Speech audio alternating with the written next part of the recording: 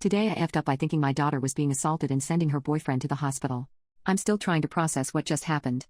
Today was my daughter's 19th birthday, and I wanted to surprise her by coming home early with a cake. I brought the cake home, slowly tiptoed to her room to surprise her, and heard something I would never unhear.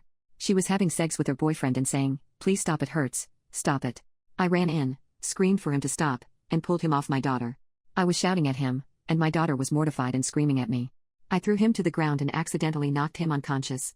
My daughter was frantically explaining to me that it was a fetish and he wasn't hurting her.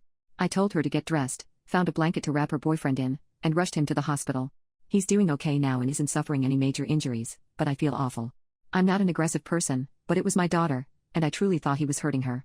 Edit. It's currently 3 a.m. and I just cooked him some food and will visit him and my daughter at the hospital. His parents live out of town and want to visit tomorrow. Please pray for me. 1 month later, I left out some details that caused a lot of confusion, so I will clear those up now. When I went into the room, I grabbed his shoulders and started screaming at him. He stood up, and I pushed him down. I went over to my daughter to make sure she was okay, and she was screaming that it was a fetish. Her boyfriend was unconscious, and we sat there trying to wake him up. He woke up conscious but was shocked/confused.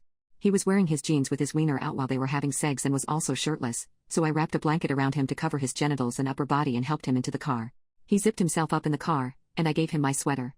I realize now how my original post might sound like I was driving him around unconscious, but I would have called the ambulance and not tried driving him myself, as this would have been life or death, so I'm sorry this was misleading. I probably wouldn't have been able to carry him to the car. Anyway, since he was conscious at the hospital, they just had a nurse check up on him, but he had to wait to see a doctor, so he was in the ER for a while.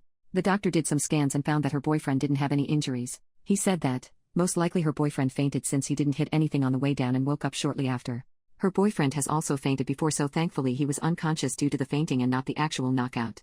After the doctor determined he didn't have any injuries, I called his parents to tell them, and they decided they didn't need to make the long trip. My daughter's boyfriend begged me not to tell them the specifics of what had happened, so we kept it at that. For my daughter, we had a conversation about her kink. She says she has a safe word and has never had to use it, and her boyfriend always takes care of her after sex to ensure she is okay and loved. I told her that I didn't want her to be afraid to have sex at home because it's a safe place, and I didn't want her to feel bad over this. I installed a lock on her door as a little "I'm sorry" gift. I should have done this a while ago to give her some privacy, and I'm glad I've got that covered now. I also vowed never to have any surprise visits again.